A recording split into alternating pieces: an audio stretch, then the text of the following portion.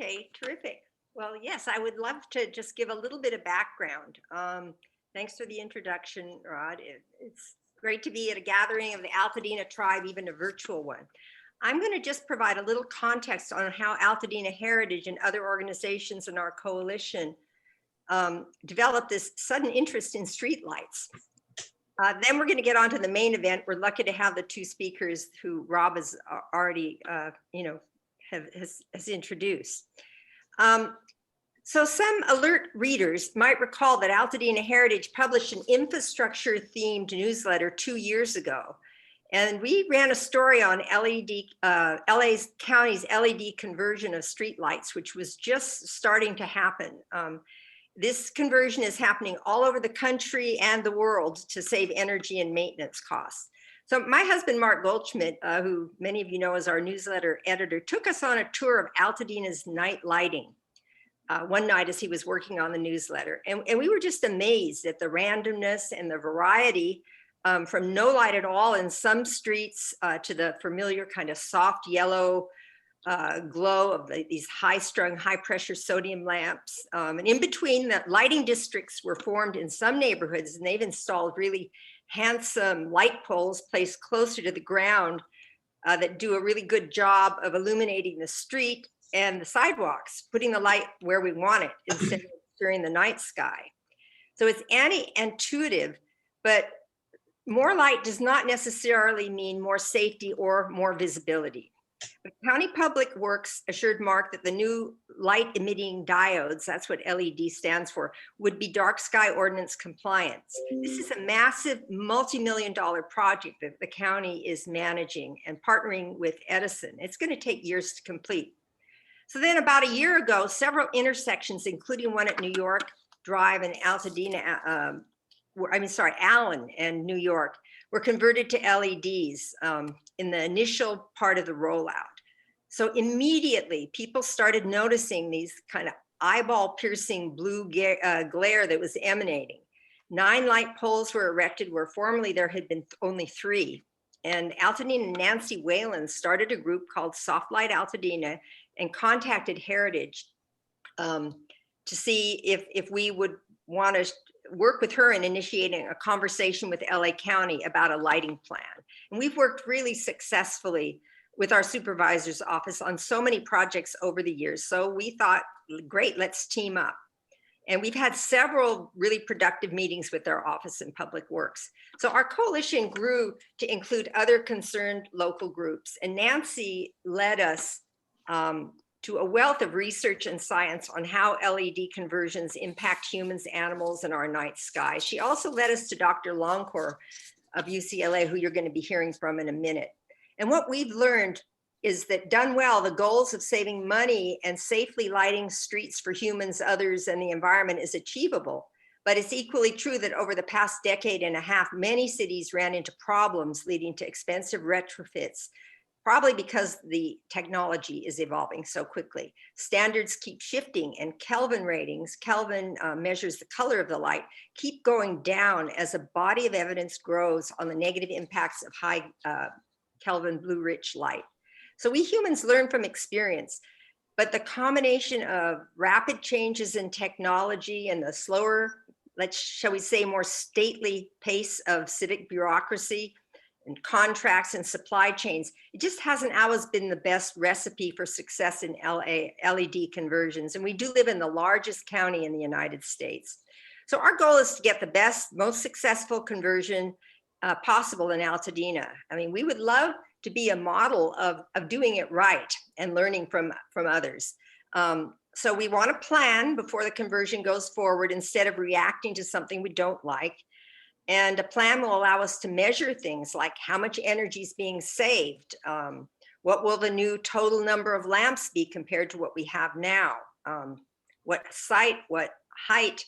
Will we have uniform lighting or zoned, that kind of things? Will they be diffused? So I really want to thank our supervisor, Catherine Barger, for responding to us by directing the County Public Works in Southern California Edison pause our conversion before moving forward.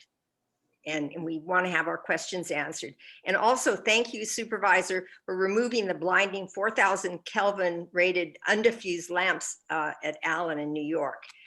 And then just lastly, I want to acknowledge all the groups who've joined us or wrote letters to Supervisor Barger supporting a plan that preserves health and safety along with our ambience here in Altadena.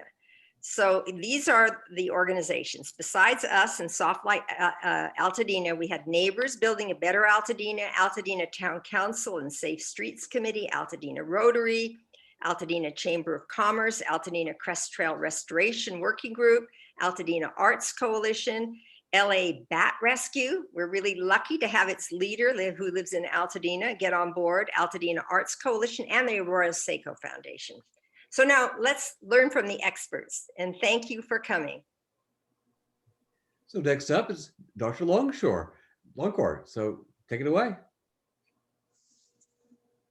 All right, thank you. Thanks everyone for this great coalition coming together and inviting me to speak tonight. And you'll notice I titled this talk, I'll talk maybe, well, I hope it's no more than 15 minutes here, the color of light at night and what to avoid. Not necessarily LEDs, but that's what we're applying it to. But really, when we talk about the LED conversion, mainly what we're dealing with is the color. So the color of light at night and what to avoid. Those of you who haven't seen it, this is a view down at our region that's taken from the International Space Station by one of the astronauts. And you can see that most of the light at this point in time, this is a few years back, but most of the light down there is sort of orangish glow.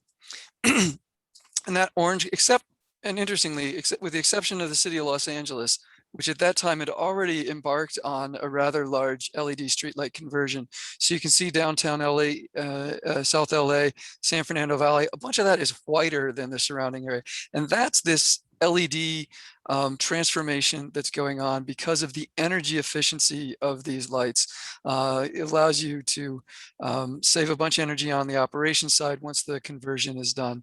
But we're going from this glow of the high pressure sodium, which is the orange, is the traditional street light we've had for whatever it's been, 60 years, to generally white.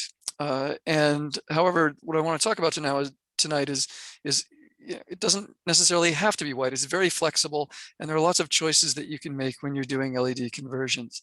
And the reason I'm talking here is that I got in this topic through looking at the environmental effects. And most people know that insects are attracted to lights. This happens to be from some field work done for a paper that was just released this week.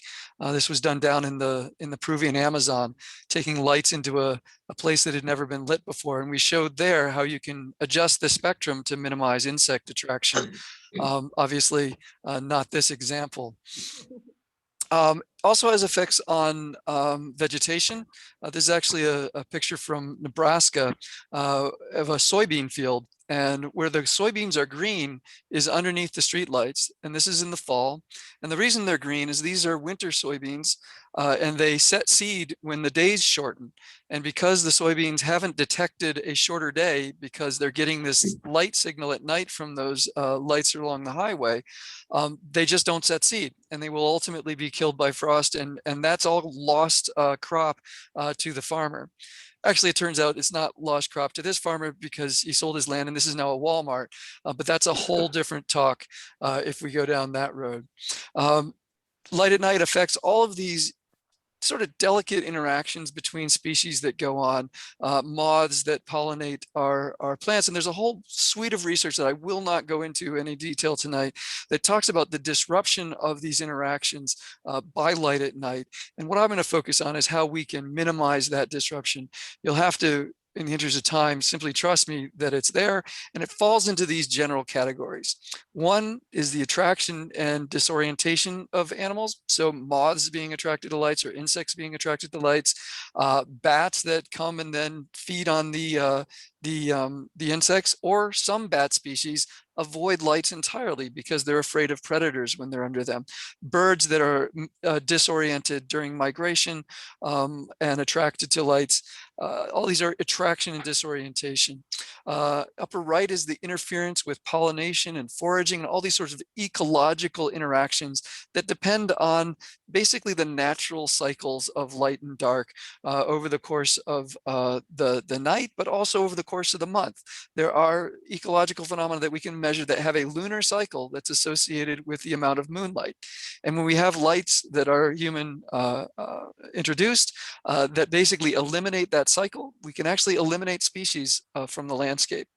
We're concerned also with lights that form barriers. And this is one of the concerns with us, the conversion and the lighting across the entire county, is we've invested a lot of money in this county in preserving land and in ensuring the connection of corridors between protected lands.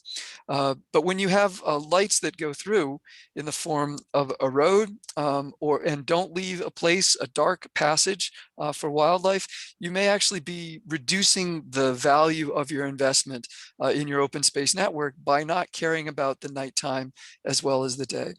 And the last bit is about circadian rhythms and disruption. And there's a whole number of things that go in here: the human effects of light at night and disruption of circadian rhythms, and also other species that have this daily rhythm that's associated with lighting levels that can be interfered with by light at night. So it used to be pretty easy. The type of light that you had sort of determined what color it was. This is a picture from a study done in Germany looking at the ecological effects. And each one of these lights along this, it's actually a mode riverbank here. Each one of these lights along the way was a different technology. There's a metal halide, there's a high pressure sodium, there's a couple of different LEDs. And when I say different LEDs, that's the key. LEDs have incredible flexibility to have different colors associated with them. Our old lights that we had a long time ago were mercury vapor, and those had a light across a broad spectrum, including into ultraviolet that we don't even see as humans, that is very attractive to insects.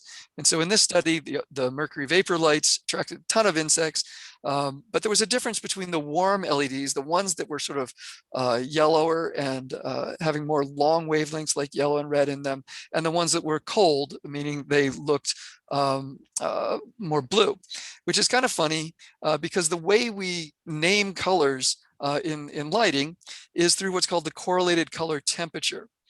And correlated color temperature, the colors along the bottom go along with these numbers. These are degrees Kelvin, if anyone cares to remember back to high school physics, and how hot what's called a black body is heated up. The way I think about it is about a campfire, and the hottest flames are blue. That's those blue flames that are really hot, and the coolest flames out at the edges are yellow. And so that's why a low color temperature, a low correlated color temperature, is a lot of yellow. And we say that it's warm because we think of yellow as being a warm color.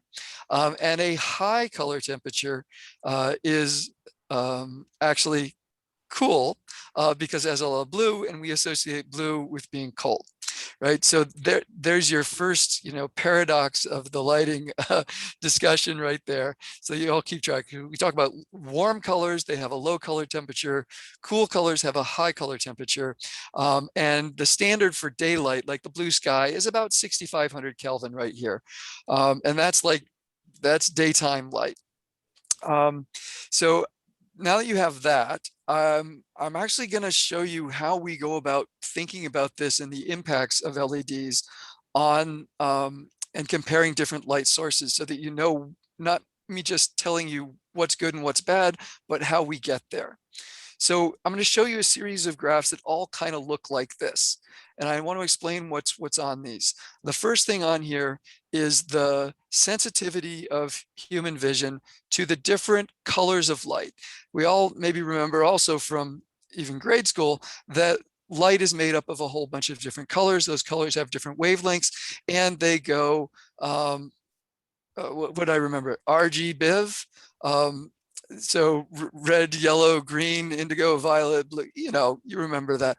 So these are very short wavelengths down here in the violet, blue, green, yellow, red. These are very long wavelengths. So short wavelengths, long wavelengths. The sensitivity of the human eye to those wavelengths is represented by the height of this curve in the back. Okay, that's human vision. That's how sensitive we are. So we're very sensitive in the daytime as humans to light in the green and the yellow in the beginning of the red here, and less sensitive to light in the blue. Then this curve, the squiggly one, is the spectral output of daylight. Okay, so that's all the wavelengths that are coming at us all the time. And then the sort of lighter color in front takes this curve and adds that curve and shows us the overlap. And that overlap is like how much effective light is in that spectrum that's good for our daytime vision. And you can see there's quite a lot of it, right? And you would expect that because that's sunlight, that's what we're used to seeing in, that's our daytime vision. And so these things come together and you have the overlap, there's a lot of things there. And I wanted to go through this so that we could just walk through and see how this works on some different things, because not everything reacts to light the same as human daytime vision. So here's human daytime vision in the background. But here's the spectral output of a 1900 Kelvin high pressure sodium light. So it doesn't have equal output across the whole spectrum. It's got a lot out here in the yellows and the oranges and the reds, very little down here in the indigos and the blues. And so the intersect is here, and that's quite a bit. So we do see well under it, but this is that orange light that we've been living under as our street lights for literally decades. Okay, now, so human vision overlap. This is a 4200 Kelvin LED.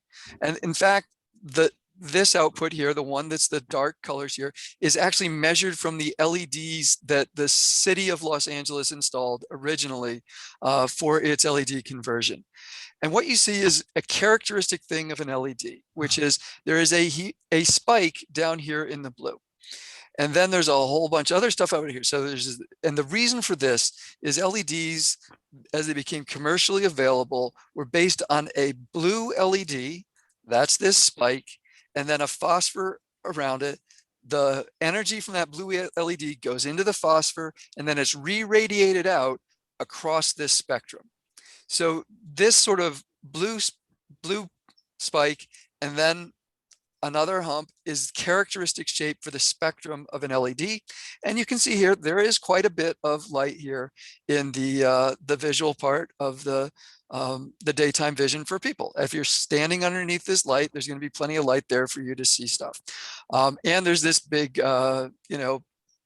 spike over here, not particularly useful for our vision during the day. Here's a 2200 Kelvin LED. So 2200, so this is going to be a warmer color. It's going to look kind of yellow. You see it still has a blue spike here, this blue pump, but they've designed it so that much more of the light is over here in the yellows and the reds, and there's still quite a bit of overlap between the two. It intersects quite well, and you can see well by it.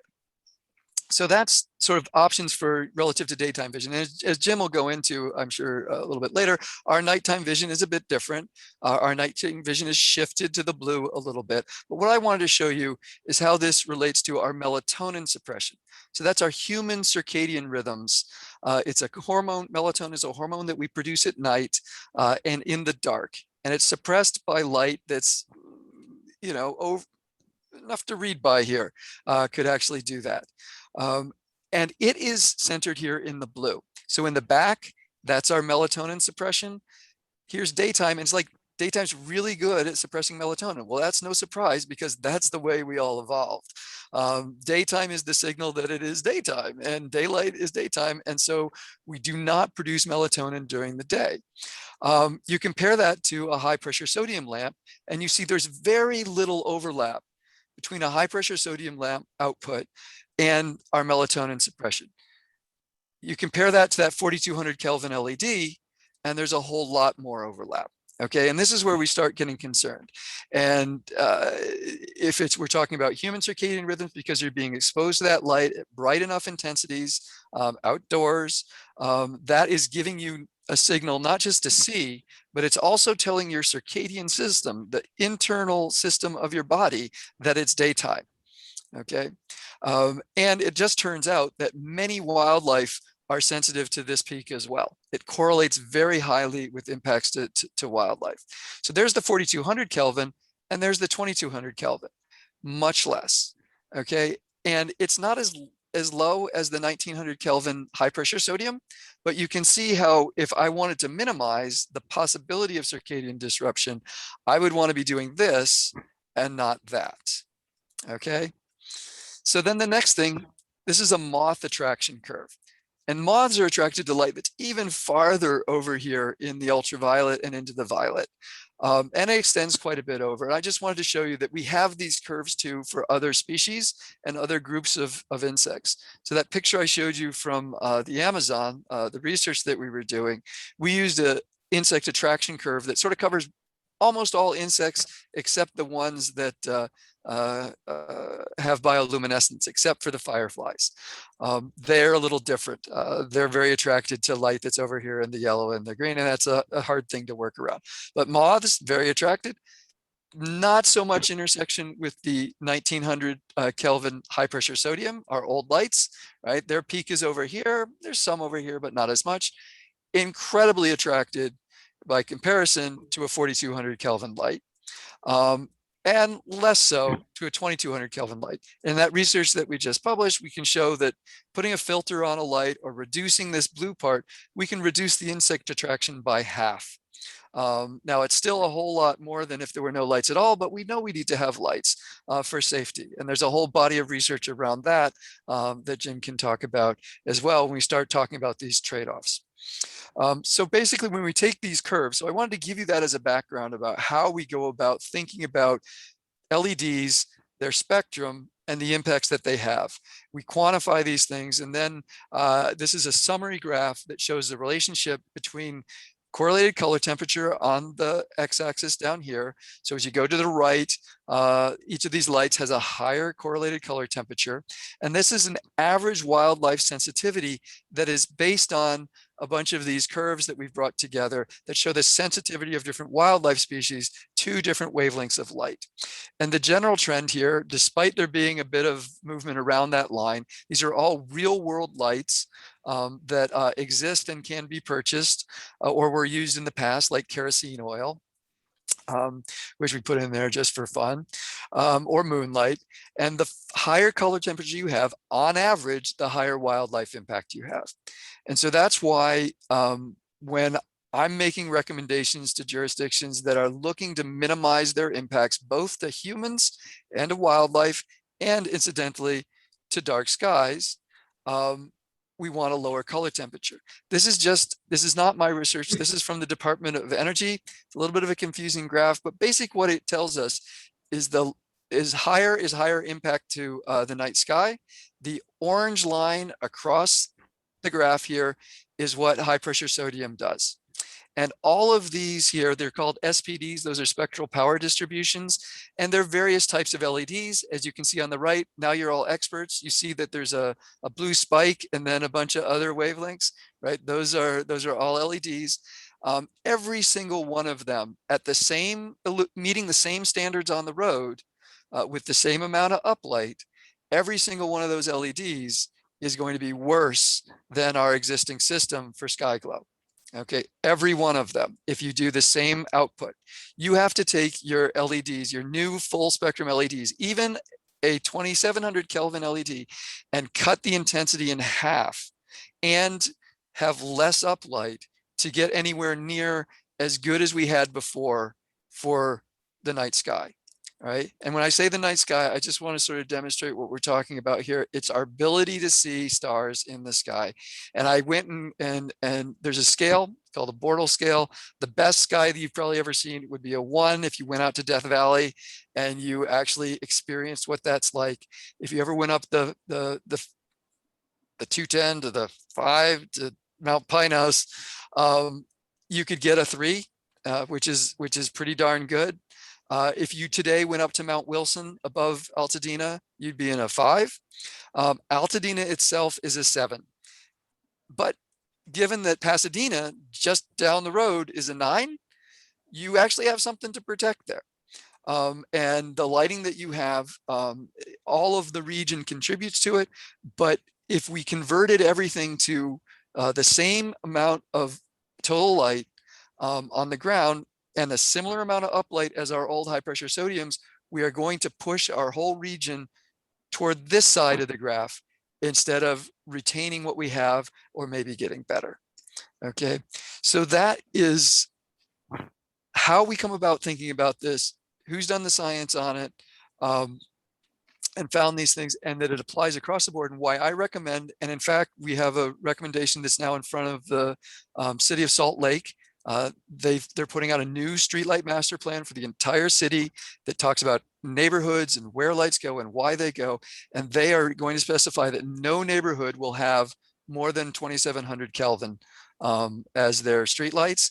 They can go, and sensitive areas will have even lower correlated color temperature, more yellow to reduce these impacts. And then in commercial areas where there needs to be more activity and whatnot, they're going to go as high as 3000 Kelvin, but nothing higher than 3000 Kelvin across the whole city. And so that's a whirlwind introduction to how we think about light, what LEDs can do, and the fact that they're completely flexible, and we can do a whole lot with them to save energy and protect these resources at the same time.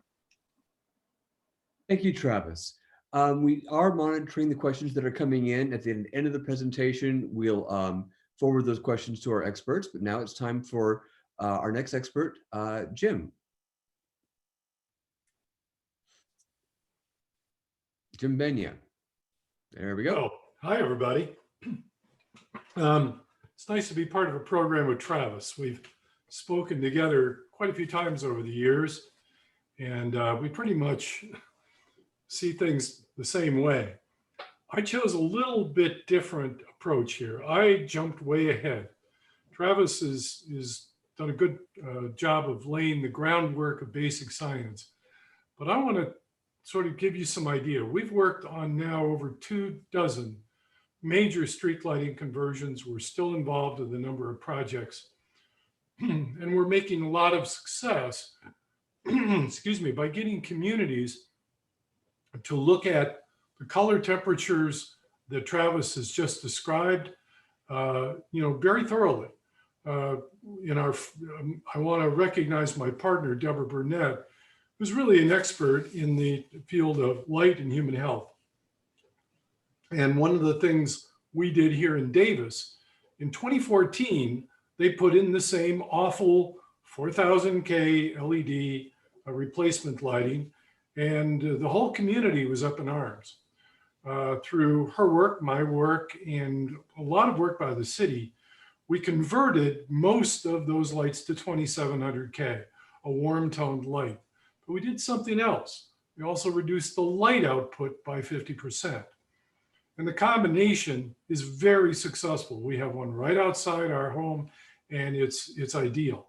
So how to do it and not regret it is what I chose to be the topic for today. Let's see if I can get this computer to do what it's supposed to be doing here.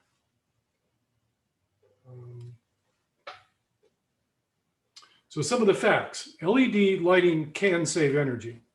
Most LED projects save a lot of energy. If you do it really well, it can save a huge amount of energy, and that's important. LED lighting can be warm and friendly. And Travis talks about 2200K.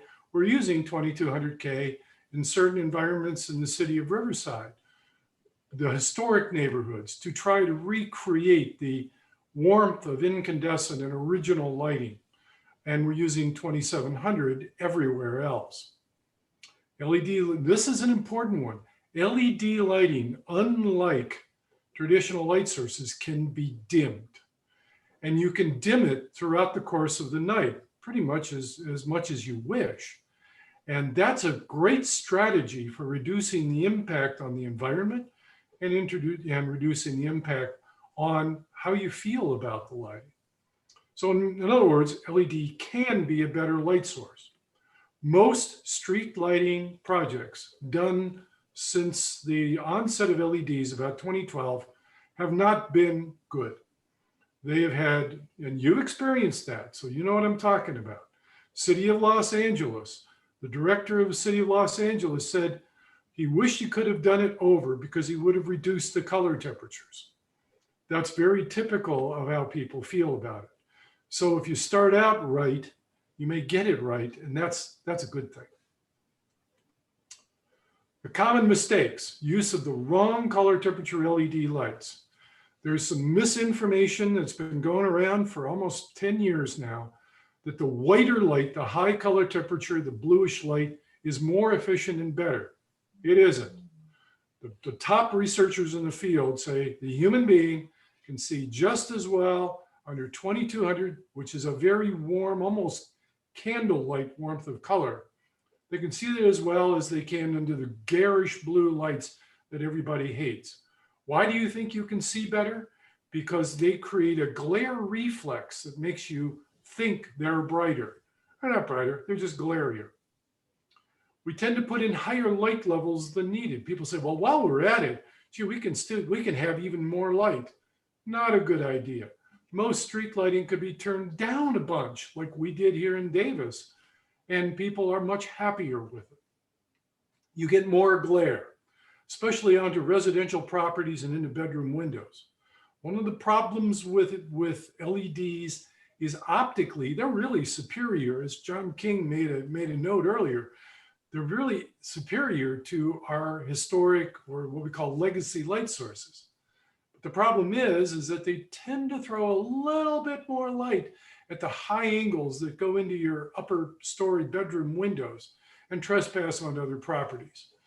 And that's something that can be dealt with a good, proper replacement project. Failure to control privately owned lighting. So you do this wonderful street lighting project, and then all this horrible stuff shows up in parking lots and nearby properties. You know, we'll get to that in a second. Of course, I don't need to repeat what Travis said of the serious environmental impacts of LED lighting. Failure to dim the light after busy hours at night. Here's a great opportunity to save a lot of energy and save the night. And we could do it, and we do it in a number of communities. The other problem, of course, is cheap LED lighting equipment that fails and leaves you in the dark. We worked as experts in support of the city of Detroit, who had more than half of their LED streetlights fail in 2 years. Why was that? They didn't buy particularly good quality products. That caused them a problem.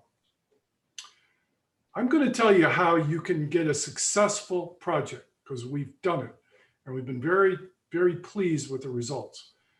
One of our best projects, working with the city of Malibu, we've accomplished pretty much created the most best planned community for controlling light pollution and having a very nice natural night beauty that's just well enough lighted so that people are comfortable. The first step is let the community discuss and understand the issues and the opportunities. This is very important to educate everybody. Travis did a great job of just explaining the biological issues, the site issues. We've got some other things that we could lay in there too. But everybody's got to understand where this is coming from. We're not talking about quackery here. This is hard science, and we can support it as much as needed. Secondly, learn that relationship between street lighting and private lighting. Believe it or not, regulations are built into California law now to restrict private lighting as much as anything else, but you have to take advantage of that law. It's called Title 24, Parts 6 and 11, for those of you that are interested. Big time, bulleted, bold font, develop a lighting ordinance. Sounds like you've really got one, but it probably needs modernizing. Most of them do, because we have to modernize them for the LED era. And most lighting ordinances are too old to even know what LEDs were. What this does, in part, is establish this lighting zone and context for the community. So there's going to be portions of your community that are going to be brighter, and there are portions that are going to be darker.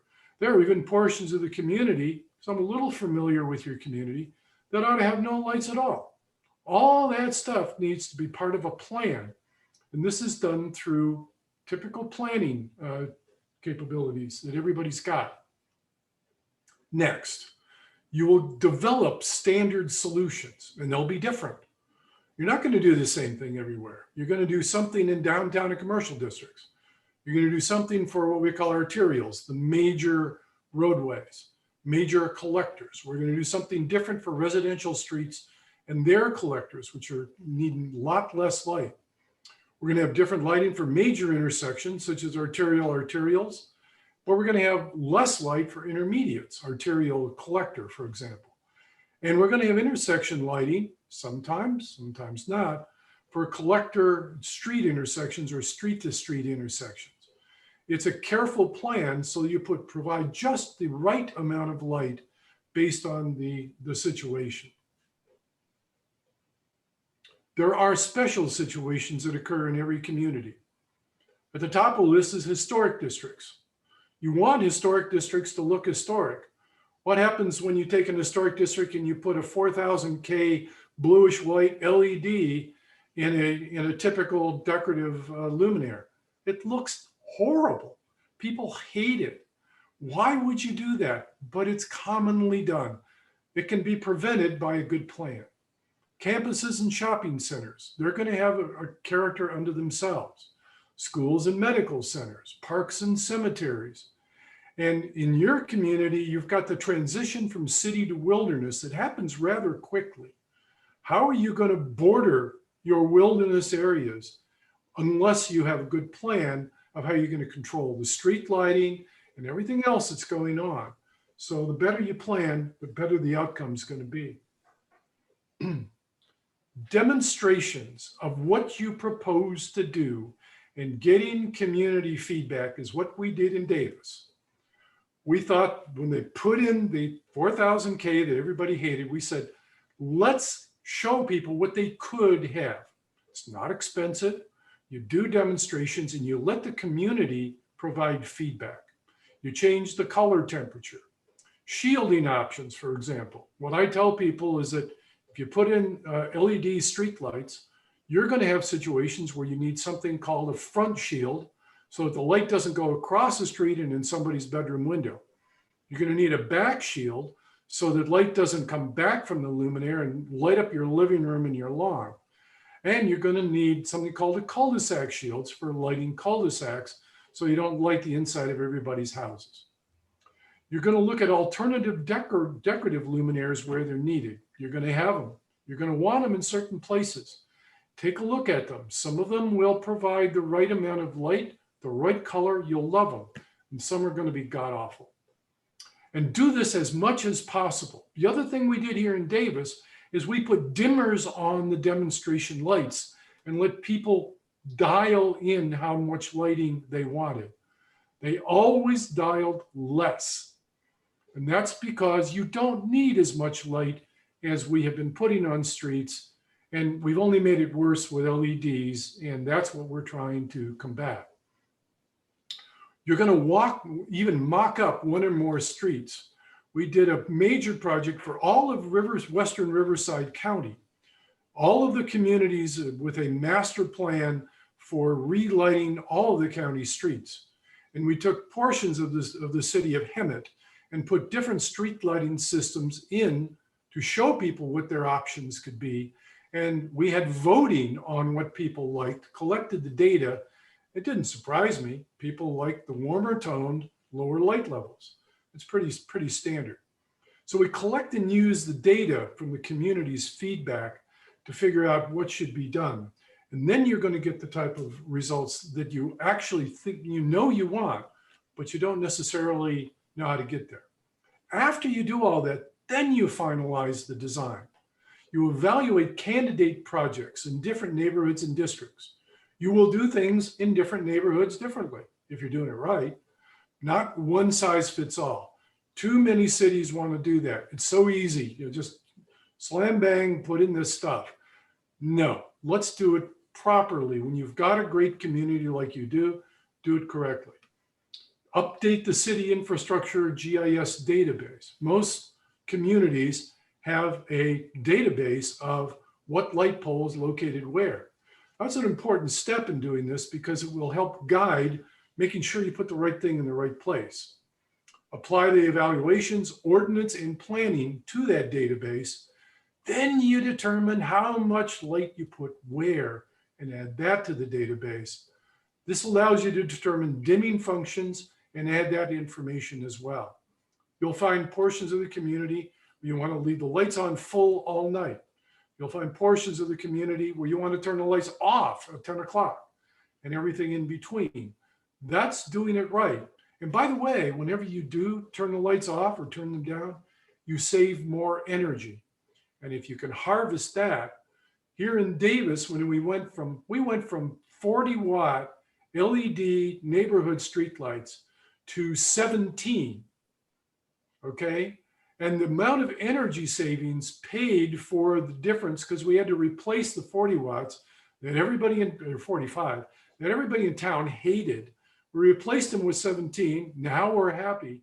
And the additional energy savings paid for the additional cost.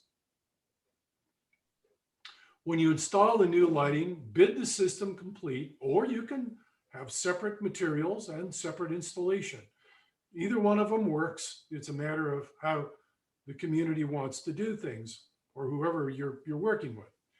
Be very careful about something which we in the design business call value engineering, which is not very good value and it's not engineering. But what it does is it's cost cutting. And you'll get cost cutting proposals. Oh, put this in and it'll save you money. Well, and it'll cost you, you pay for it sooner or later. Set the light levels and the dimming schedules properly. You can do that with a citywide control system. You can do that with simple, what we call smart photo cells.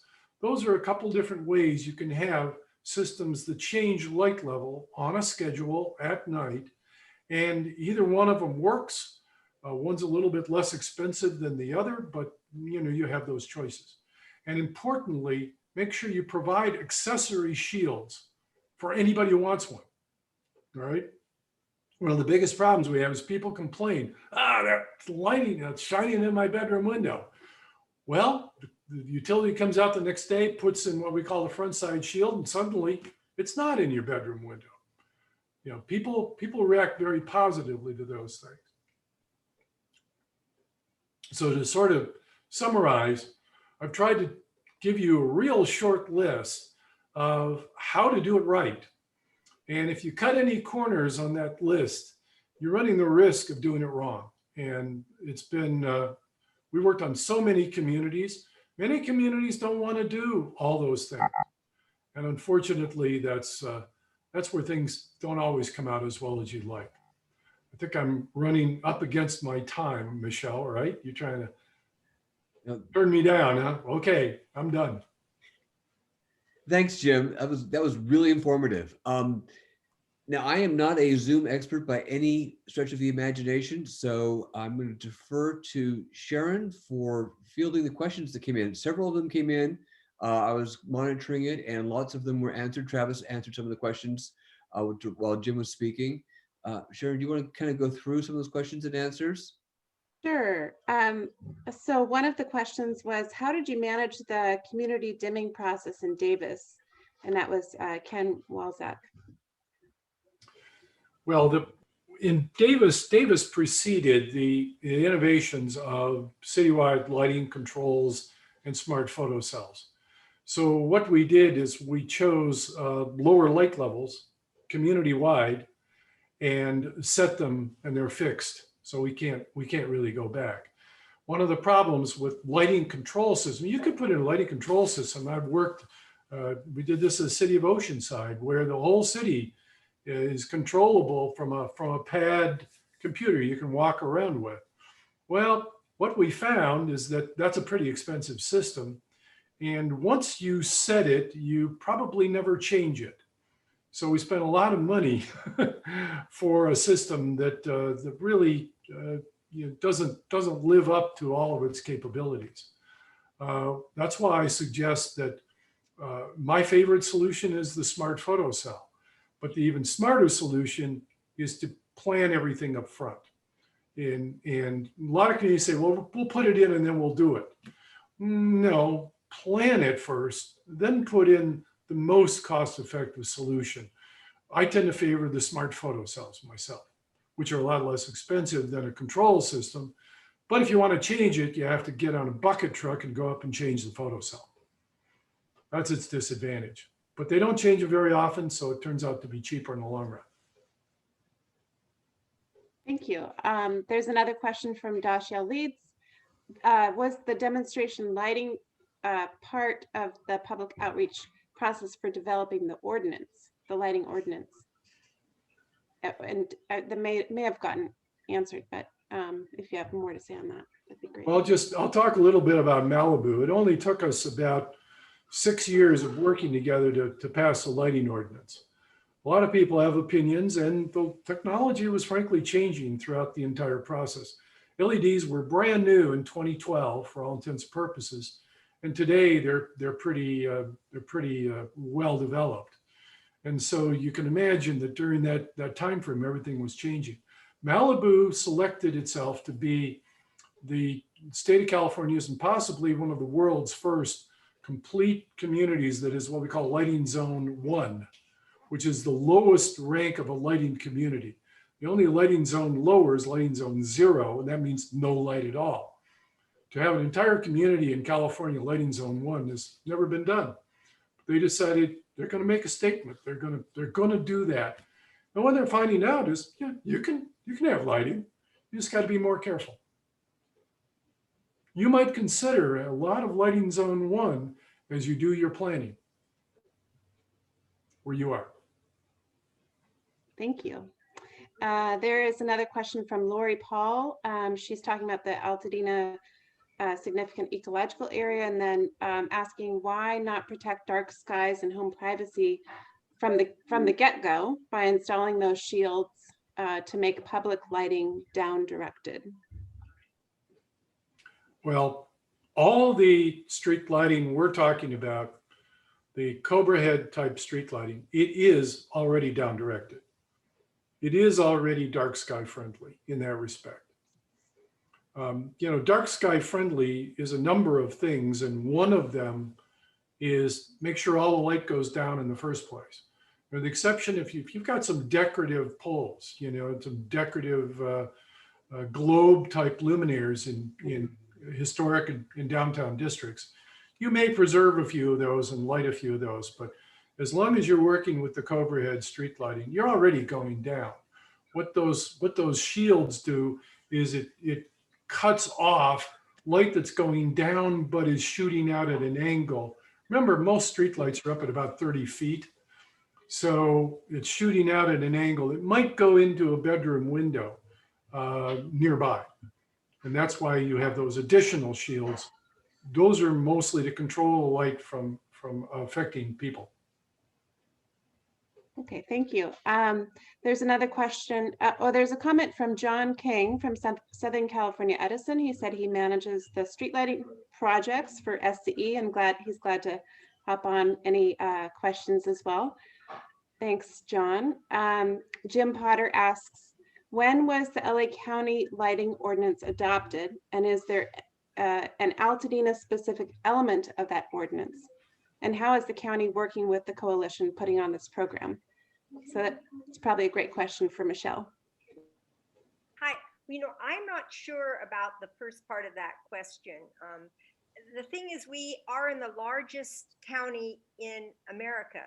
And so I don't think if there's one ordinance, it's not going to work for us. And that's why, we're kind of as an unincorporated area, we're kind of a do-it-yourself community, and we're working and inventing this as we go along. So far, we've been really encouraged by the support from Catherine Barger, and we've opened the lines of communication with Public Works and Edison, and I'm really happy that we've got representatives because they're going to be putting it in for us. I mean, we'd love Altadena to be a model community. We'd like to be like Malibu, and whatever our collective desires are, we would, we'd just love to get it right. And we're open to working and through the town council, through Altadena Heritage.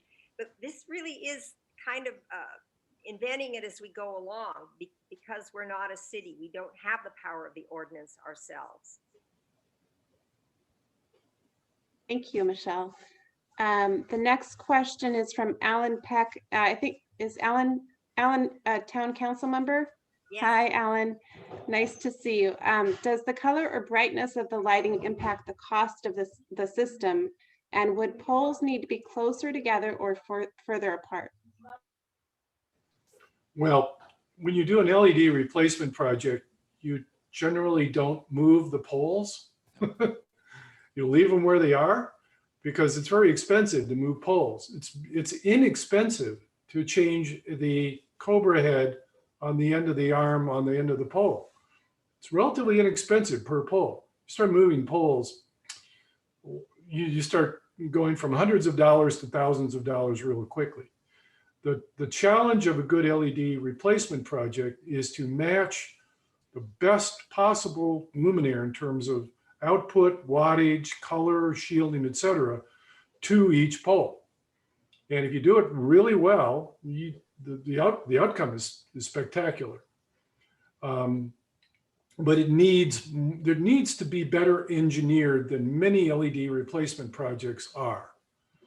You know, a lot of people say, well, we've got a 200 watt sodium lamp here, so we're going to put in a 100 watt LED. And they aren't really careful about the color temperature. That's typical for most of the country these days in terms of replacements. We want to look really carefully at it and say, well, actually probably do better with a 60 watt luminaire that we dim to 30 watts at 10 o'clock at night. And it's 2200K because it's, you know, closer to an environmentally sensitive area. Nothing says you can't have 2200K in one area and 3000 in another. As a matter of fact, that's a good plan. Yeah. And I'll just add to that. I was in a meeting today with a developer outside of California looking to make their development next to a natural area more environmentally sensitive voluntarily as being a good citizen. And they we were literally, you know, with the lighting engineer speccing things out, and they had specified a bunch of 5,000 Kelvin lights. And we were like, can we get this down to 2700 Kelvin? And we could get it to 2700 Kelvin with absolutely no difference in cost for the lamp. And the only thing they brought up is maybe they want to have it a little brighter because of, you know, they're not getting the, you know, the light where they want it as much, but it's off the shelf stuff. And if you can be reasonable about the amount of light that you want to have on your road, and this gets to some of the other questions that are out there about data about safety under 4000 Kelvin versus 2700 Kelvin, or bright versus dark. As far as I can tell, there's like street lighting does reduce accidents. There is no question about that. And I don't think Jim or I are either here to say we shouldn't have lighting where it's appropriate. There is one study that I know that looks at color temperature and visibility and the distance at which you see an obstruction down the road under different color temperatures. There is no data that yet, but we will probably soon, that associates a lower color temperature with a higher accident rate. And in fact, the evidence here is we've lived with that color temperature that we're recommending for 60 years in the form of high pressure sodium. So if it were that bad, it is actually going to be, if that's bad, it's going to be better than that already. And there's no reason that in the world that we need to go up to 4000 Kelvin. And that's why the plans that I've worked on, no one does anything above 3000 Kelvin. But yeah. I just want to add that I have talked to the top researchers, which I do regularly in this field. And what they tell me is that they cannot find a statistically significant difference between 2700K and 5000K in situ measurements, where they actually have an urban type setting, and they do, you know, quite a bit of testing of people driving and, you know, in realistic situations. They cannot find a statistically significant difference among the color temperatures of white light, period. And this is the top people in the IES saying this, the top researchers. So any pre-held disposition or belief that 4,000K or 5,000K you can see better is not true statistically. So yes, does it appear brighter? Yes. Is it providing you better visibility? No. Okay, thank you. There's a question from Mary Coolidge on, are there any thoughts on setting up a statewide lighting zone or California building code related to lighting? They're already set up. Title 24, Part 1, Section 10-114, basically establishes lighting zone system for the state. And what it says is that it's based on population density, and these are default zones, but any community having jurisdiction can set its own lighting zones. That's why, you know, the default condition for Malibu is lighting zone 2, which is pretty dark. And Malibu said, well, heck with it. We're going to be better. We're going to be lighting zone 1. You can also subdivide your community, even though the default condition from Title 24 may be lighting zone 2 or even 3 for you. You could say, well, we're going to have lighting zone 0 over here, lighting zone 1 over here, lighting zone 2. It's a planning exercise. It was designed to be that way. So you can control the brightness of your community relative to what's going on there, and you should. Thank you. Yeah. Oh, go ahead. I was just going to follow up on that and say Oh. it was more of a question of how well is that working for other states that might be considering going the route of setting up lighting zones. I had heard that maybe there was some revision underway in the California building code because of ways in which this wasn't working that well, and just hoping to learn something from that iterative process in the state of California. Well, as you can tell, I'm very tied in. I'm a consultant with the California Energy Commission. I helped establish that lighting zone system 15 years ago. The fact of the matter is there's no problems with it. They want to change it a little bit to make it a little bit tighter, which has got pluses and minuses with the 2022 standards we're working on today. But other than that, California is the only state that uses this program statewide. Other states just haven't done it. And one of the reasons why, as you can imagine, is when you start talking about regulating people's lighting, it's almost as much as trying to regulate anything else about people that hasn't been regulated before. There's a lot of pushback. So, but we're doing it, and it's making a difference. Thank you. There's another question. This is from Reginald Wilkins, and Travis. Why is Altadena darker than Pasadena? And do we have less Great. lighting density? Yeah, so when I was showing you those skies, the thing that is darker isn't necessarily it's darker underneath any one individual streetlight, because then that's going to be as bright as that streetlight is. But it is how much artificial light is in the sky above you. And it has to do with the fact that you're getting farther away from the commercial centers. You're just that much farther away from, you know, Los Angeles, and it goes down as you head up the hill. And then of course, when you get over, you know, go up past Mount Wilson and on the other side, it gets much darker as well. So that's a cumulative impact of the sky brightness that I'm measuring there. And if anybody's interested in investigating that, there's a wonderful tool put together by some of our colleagues in Europe. It's lightpollutionmap.info. So lightpollutionmap.info. And you can zoom around anywhere, and the default layer that comes up there is something called the World Atlas of Artificial Night Sky Brightness. That is it's based on satellite data of the light coming up, but then it runs some models and figures out how much that scatters in the atmosphere and how much brightness there is and how much the stars will be washed out in any given place. And that's where I got those numbers that I showed you on that last slide. Okay, great. Michelle has a question. Could Travis or Jim talk specifically about negative human health impacts of LEDs, and what conditions does it cause? Sure. So I always have to caveat this, because I don't want you to take the epidemiological associations that I can describe as proof of the causal association. And because there's a debate over this that is not yet fully resolved in the scientific community. However, I will say this. Light at night is associated with the suppression of melatonin. This happens a lot with people who work shift work. And so shift work has been determined to be a likely carcinogen through the function of the suppression of melatonin, because you're never really sleeping in the dark. And so there are sets of cancers that are associated with reduced melatonin, prostate cancer and breast cancer. There are large epidemiological studies that associate light at night as measured by satellites with breast cancer, prostate cancer, also with use of sleep aids, depression, diabetes.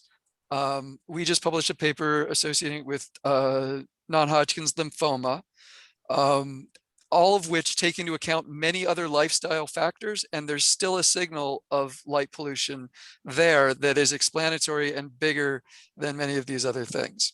So the mechanism for all of these is either directly through melatonin suppression or sleep disruption, which itself is a problem through glare.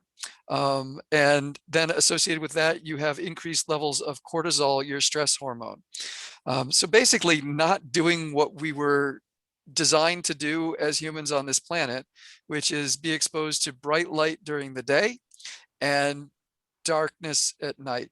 And fascinating study just came out about 2 months ago in communities today that live without electricity. Their sleep patterns show a lunar cycle, and they sleep less under the full moon and more under the new moon. It actually leads the full moon a little bit because the moon's up when they go to sleep. So if there's that moonlight when people are ready to go to sleep, they stay up later and do things. But during the new moon, they don't.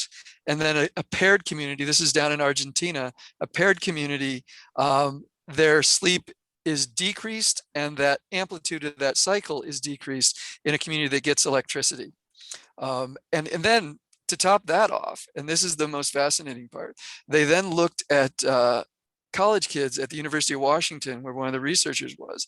And those college kids, even though they live in a very light polluted environment, they also have a lunar pattern in their sleep cycle that exactly matches the one in these indigenous communities without electricity. So So the people in the field who argue with me and say, oh, no, it can't be that streetlights affect sleep. No. First, I say, if you've ever been woken up by moonlight coming through your shades, yes, it affects you. 2, if you assume that it doesn't affect people because quote unquote, everybody has blackout shades, you're ignoring the fact that there are many renters and people who share housing and people who are underhoused and people who don't have blackout shades and can't afford them, can't do that, which is consistent with the epidemiological results showing that the impact of outdoor light measured by satellite on sleep patterns is greater in poorer communities. So it becomes an environmental justice issue that we're exposing to people. They tell me that there's no impact on sleep. I'm skeptical, to say the least, because I think that we haven't gotten the mechanism down exactly, but I think in the next 10 years we'll get there. I don't know, Deborah and Jim, what do you think? Well, I'd like to introduce my partner, Deborah Burnett. This is actually her field of study for the last 25 years. And just going to ask her to chirp in a little bit here. Yeah, Travis, basically you hit on so many factors. I'm a member of the American Academy of Sleep Medicine, and sleep is something that most people do not understand. The process of sleep actually starts 2 hours before we get up in the morning. And so that the act of sleep can happen at night. And by that, I mean that it's something called the cortisol awakening response, CAR for short. And it happens 2 hours before we typically get up, usually about 4 or 5 o'clock in the morning. And so when we have the moon literally starting to be decreased in a horizontal area and the sun rising so many degrees below the horizon, 6 degrees below the horizon, we as a species can actually understand this and receive the light to increase our cortisol response so that it initiates us to wake 2 hours later. And then cortisol is supposed to naturally decline somewhere around 10 o'clock in the morning so that melatonin can be suppressed by the daylight. And usually about 8 or 9 o'clock at night, what happens is we get a last burst through something called the PVN, the paranuclear ventricular system. And this is something in the hypothalamus that allows us to be able to start to get ready to release melatonin at night. It's like this wonderful dance, this wonderful balance. And when we add street lights at night that are impacting our short wavelength dependent daylight, and we're delivering them during the nighttime hours, well, no wonder our poor brain and our endocrine and hormonal system is all screwed up. So this is the problem. So we need to understand that what Travis is saying for the insects, the moths, the fish, and other environmental, other life forms and humans, we're all the same. We're dependent on that 24-hour photo period, light and dark. Dark is just as important as light for humans and other life forms on this planet. So you didn't think you were going to get that, but there it is. Thank you so much. I know we've gone over time, and I just want to pass it back to Rob. Well, I think that was a fabulous wrap up. Thank you so much. I appreciate everybody's participation. And this, like I said, this has been recorded and it will be available on Heritage's website in the future, won't it, Sharon? Great. Sorry, I was muted. Go ahead, Michele. Oh. I was just going to say there's a lot of questions that didn't get answered. I don't know if there's any way of, you know, I saw some really interesting ones in there. It's good that we had so many questions, but I don't know if there's any way to get brief answers, even like in writing or something that could be included in our recording. Folks, I got nowhere to go. So you want to stop the recording, go ahead. But we started this talk with like 63 people and we're down to 61 people are interested. I'm happy to stick around and right? Sticking around. We got nowhere to go. I mean, Sounds seriously. great. So it's We'll not make it like I have more. to go home and put dinner on. So We already had to. Yeah. exactly. Oh, by the So- way, Jim is my married partner, so we're not going anywhere. So if you want to go through these, let's do it. People want to know, let's answer. I'm game. Sounds great. Michele, do you want to take some of the questions and pass them on? Well, let's see, I just was looking at when Kathy Musial was saying, this maybe you don't know. What's the latest on our neighbor Pasadena? They started converting a few years ago using high Kelvin lights. Citizens starting complaining, and I think formed a group to address it. Haven't heard anything lately. Can Altadena and the county have any influence on this? I don't know the answer. Do you guys have any Yeah, insight? but I'm going to I tell heard you they something. stopped, though. I've heard they've also paused. That is so common. You know, the citizens of the city of Monterey, they put in 5,700 Kelvin streetlights in roughly 10 or 2011, and the residents sued the city to take the lights out.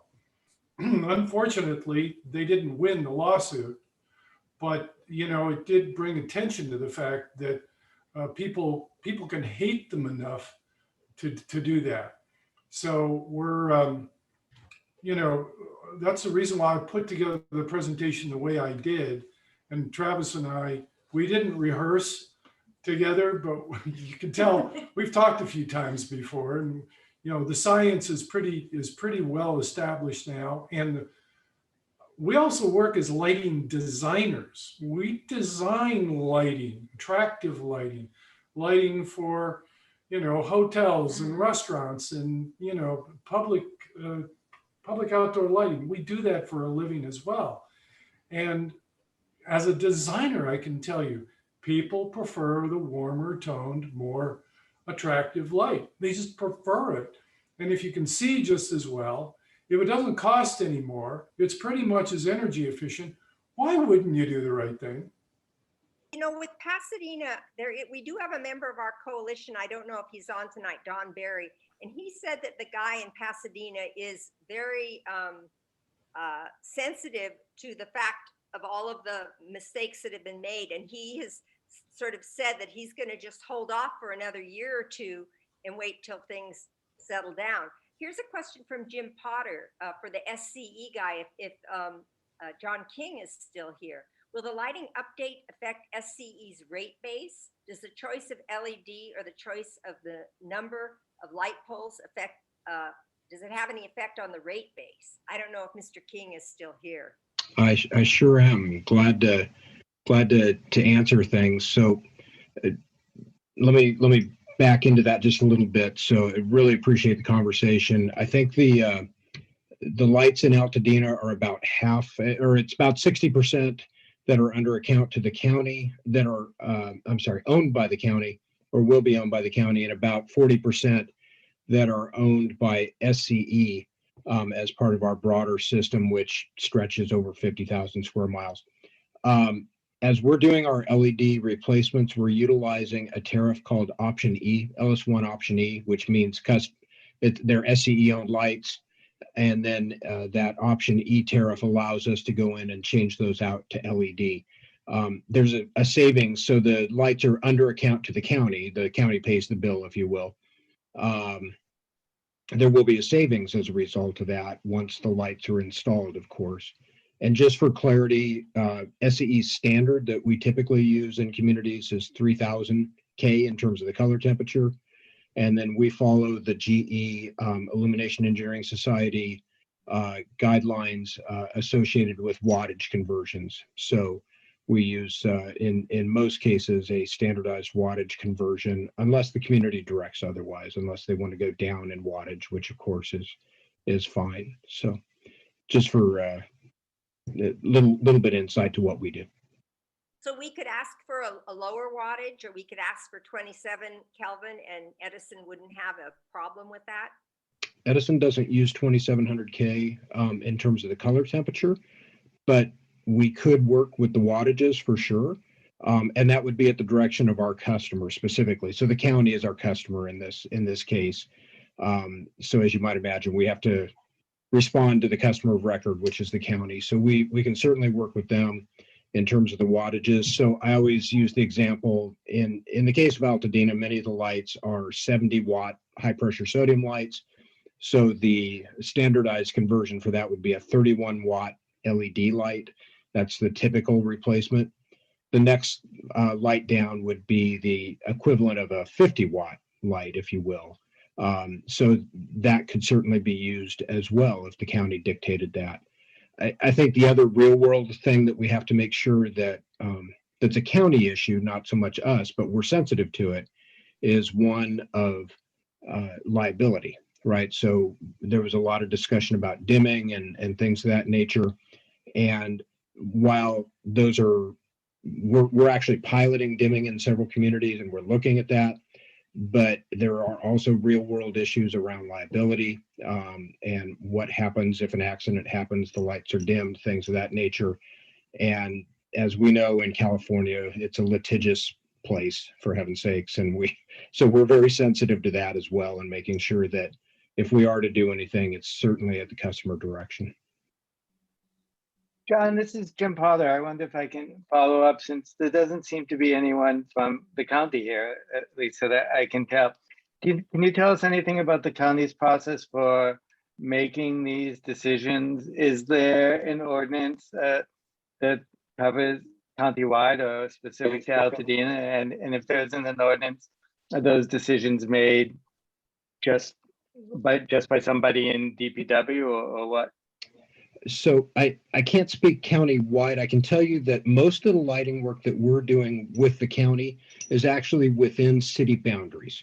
So lighting districts that are in, for example, the city of Covina is where I live. There's several areas that are within the city of Covina where the county has the lights. So the county typically will defer to the direction that the city is taking in that case, or Whittier, La Mirada are other examples, places like that where there are lights under account to the county, but they're actually within the city boundaries. In the unincorporated areas, so Altadena obviously being a specific unincorporated area, the county ordinances or the county staff would have the determining factor, obviously with input from your town council and your community. Here's a question from Ann Coleman. Are there any data regarding pedestrian safety in 400K light versus 27 or 22 or lower light? I know, for instance, it's not directly connected, but in Los Angeles, after the conversion went through and it was sort of too high light, that pedestrian accidents went up like 80%. Can anyone on the panel speak to that? No, that was the reason why I mentioned earlier that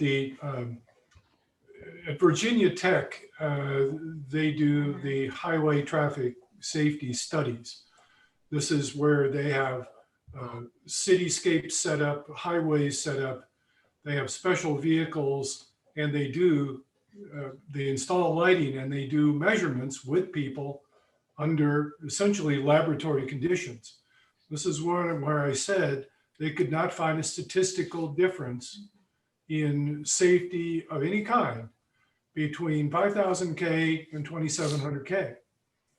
Okay, none. Now, people will say, oh, I think this is brighter, I can see better, but that's generally not true.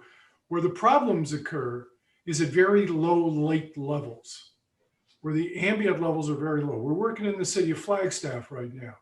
City of Flagstaff is a very dark city because they have 2 observatories in town.